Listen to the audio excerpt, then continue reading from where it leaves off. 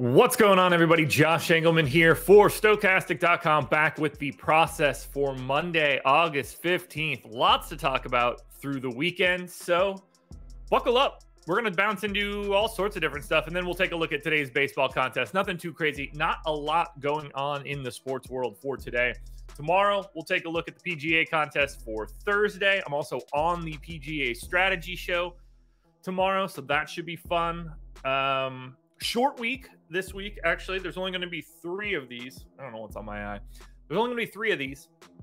I am off on Thursday and Friday, taking a quick little vacation before football starts up, before we get into the swing of things there, and then eventually get to NBA, where I don't have any time to do anything. So gonna get away for a couple days and do a little camping, break free from the technologies. So I am going to be jonesing for DFS when I get back, so buckle up for that. We're going to go hard.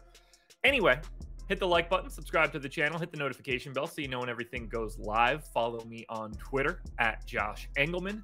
And then go sign up at PrizePicks, presenting sponsor of this show. Do this first. Go watch Eric Lindquist's PrizePicks videos on our YouTube channel. Absolutely destroying PrizePicks over the past couple months. So get that data in your head. Build yourself up mentally, then head over to PrizePicks. Click the link in the description of this video. Use the promo code AWESEMO, AWESEMO. Get a $100 match deposit bonus. So if you put in $100, they're going to match it with another $100. Otherwise, they'll match up to $100. It's not sharks and optimizers. You're picking player props, over-unders. There's a wealth of sports. We've got plenty of stuff at Stokastic.com that I think could help you out. So take advantage of that deal. Okay, we will quickly work our way through the things that I entered this weekend. We'll start with golf, which was awful, truly terrible. Last week had the sweat and the albatross. Ultimately didn't matter. This week had no sweat whatsoever. Did have a lineup that was looking really good heading in, like, at the end of the day Saturday, but everybody was terrible. So I had 8 lineups of 150 cash in the mini max. My highest exposed golfer was Scotty Scheffler, missed the cut. My second highest exposed golfer was Rory McIlroy, missed the cut. You're probably not going to be all that successful when the $11K and $10,800 golfers that you have in 40% of your lineups don't make the cut. Oh, by the way, they missed on the number. Just brutal. Just brutal. Fitzpatrick was fine. Connors snuck in. Horschel was awful. Cantlay was legitimately awful. Cantlay was the anchor to a couple of my lineups, where he was the pay-up guy that just kept shooting like 4 over. Golf, just a complete disaster, clear across the board. Best lineup that I had was... Is that real? Okay, in 2700th place, so like, I don't know, the top 3% or 4%, it's just bad. It's truly bad. This is the Cantlay lineup. Yeah, Cantlay 60 as the most expensive golfer here. Not that like another 30 points would have been just printing money or anything, but Cantlay was just so bad. 71-72 rounds 3 and 4, closed about as poorly as he could have. Gross. Just gross.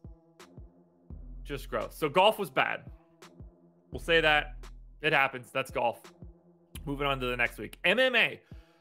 Pretty neutral. I am very happy with my lineups heading into lock. Shout out to Britt for having that sort of data. I had pre-lock, based on Britt's data, the highest EV lineups in the throwdown. Or sorry, not in the throwdown, in the haymaker. I grabbed the wrong contest. Pre-lock, highest EV lineups of everybody. Every single person here, I had the highest EV. It didn't really work out, but in the grand scheme of things, I'm pretty happy. I was up in the haymaker. 8 lineups cashed. Didn't matter too, like, I wasn't really threatening. Got to 53rd with a 9 duper. The big piece for me that made me happy, and on for the mini max that I entered, I believe of all the 150 maxers, my EV was 7th. So again, a giant win in my opinion. Broke even. And the reason that I'm so happy with it, one, I loved my lineups, and that sort of data makes me feel a lot better. Seeing it from an independent source lets me know that I'm on the right track. However, I think it's pretty amazing that I was able to get as high as I did without Catch a Beating, who was the second highest score on the slate at 7,500. I had 3%. Tyson Nam, third highest scoring guy on the slate. Both of these guys beat out Nate Landwehr by like 2 points, 3 points. If Landwehr finishes ahead of Catch a Beating, I just climb by like, because they're just in more lineups. 3% and 2% of two of the three top scorers, and I was still able to get back to neutral. I feel fantastic about that. To be able to still make up for that is huge for a slate where my expectations after those two fights, particularly the Catch a Beating fight, was that I was just not going to have money. Definitely needed Vera to end up finishing that out, but if we look at my lineups, in the mini-max, the highest I got to was 293, so that is a 1%er, as is 309, 529, 544. So 4 lineups in the top 1% of the mini-max. I was able to get relatively small amounts of duplication, which I'm pretty happy about. You know, we're seeing like for a 71,000 person contest, 4 single dupes, a decent chunk of actually, I could add this up like this. 4 single dupes. So what was my top lineup? What was my top single entry lineup? 1743. How quickly can I get to that? 1743. I want to make sure that I'm looking at this correctly. All right, 1743. You see me chilling here, unduped. Doesn't matter ultimately, but unduped. So 4 lineups with no dupes. I will take that as a massive win in a 71,000 person contest. But it gets better here. 11 with 2, or with just 1 other dupe, 14 with 2, 14 with 3, 13, 14, 12, 12. Lots of lineups there with minimal duplication, which is helpful. A couple of stragglers down here that I want to try to clean up, but ultimately, I consider MMA to be a massive success, other than it just simply wasn't the top of the spear, and that's never going to happen, really, on a day where you have 3% of the second highest scorer and 2% of the third highest scorer. But heading into lock, amazing lineups. I know that sounds ridiculous. Doesn't make it any less true. Very happy. But this is what we really need to talk about. Saturday MLB, a dominant affair that was about as unlucky as you could possibly be. I finished tied for 4th in the mini-max with myself. Not a duplicated lineup, by the way, just slightly different. I also had 9th, 18th, 29th, 36, 49, 49, 59, 62, 62, 62. Yes, I tied with myself 3 times. These are 3 separate lineups, by the way. 89, 89, 89, and then I get to 107. Just absolutely smashed this slate. Unfortunately, just shy of the top. So the payout structure, well, not the payout structure, the payout ends up being not necessarily awesome. You know, I still like 5x'd my money or something along those lines. $442 of profit. So I'm happy for sure. Very, very happy. This guy hitting a single bullet is annoying. But just an absolute massive, massive slate. Look, I'm just look at, here's the graph for it, if you're ready. 41% of my lineups on Saturday were in the top 10% of this contest. 61 lineups in the top 10%. It gets better. 31% of them were in the top 5% of lineups. Oh, it gets better. I had 16 top 1% lineups, another 13 in the top 2%, another 10 in the top 3%. I bludgeoned the top of this contest. If I would have happened to just max enter the $15, it wins, going away. It's the best day of MLB I've had all year, by far, in terms of outer product. Just getting in and see, like, I can't help that I didn't get to first. To me, that's randomness. There's very little difference between those lineups at the top. I can't ask for a better portfolio of lineups. 9 in the top 0.5%. 7 more in the top 1%. Even if we want to go to the point ones, really, really narrow. 3 lineups in the top 0.1% of this contest. Just destruction. Unfortunately, though, just couldn't get the right sort of combination to get up to that 155 mark. The difference between $1,000 and $150. Those beats are tough. That changes everything. Just loaded up on Shane McClanahan, loaded up on Kyle Mueller, who did not have 0 fantasy points. That's not correct. Ended up finishing with like 19 or something, I think.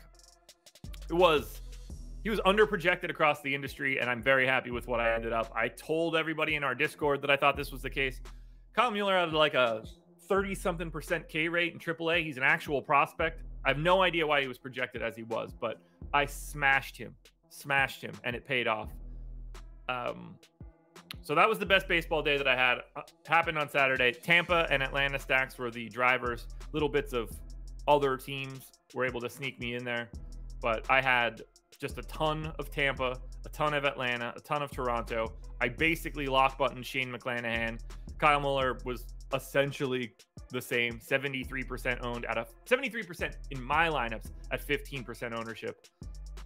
I'll take everything that I had here. 43% Jose Siri, highest scoring player on the slate. 23% Matt Olson, second highest scorer. Taylor Walls, 20 fantasy points. I had 5 times the field.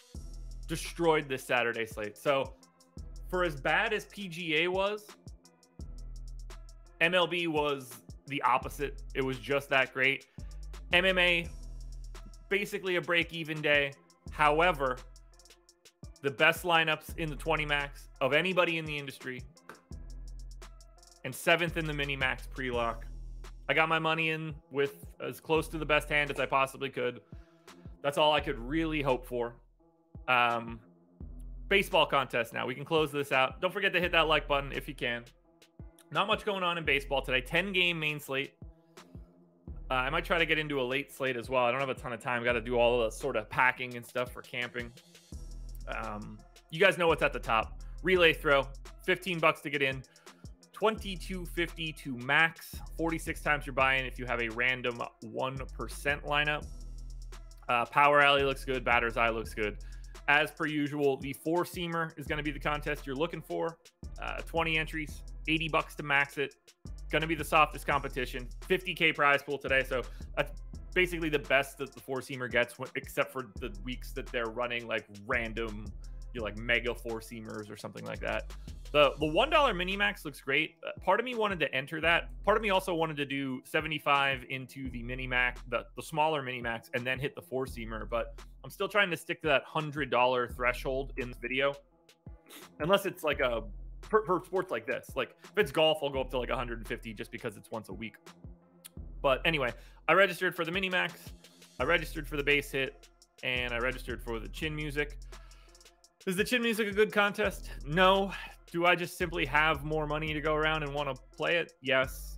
That's sort of where everything ends up here. Hopefully I can get a better output in the base hit. I think I've been taking it on the chin in this one every single week, so let's hope for the best. Hair's popping out of the hat. Got a haircut, feeling fresh, but still hat weather here. Anyway, $92 in, 30 times your buy-in on the average 1%er. That's going to cover us for MLB today, but as usual, if you've got the time, 20 entries into the 4-seamer is going to be your best bet if you're trying to build your bankroll. Yeah, golf tomorrow. Make sure you're watching the strategy show with myself and Ben Raza. Watch my betting video on our Odd Shopper channel. I'm not kidding around here. If you guys are into sports betting, please watch this video. It's not so much a picks video as it is a this is what you should do because you're going to get a better, this is the best your line's going to be. I'm trying to attack the opening lines, and if you can get your money there early, so like let's say, you're going to put a bet in at plus 150 on a money line, and I'm expecting that to move. If you get it in at plus 150 and that closes at plus 130, that's just a fantastic outcome for you that costs you nothing.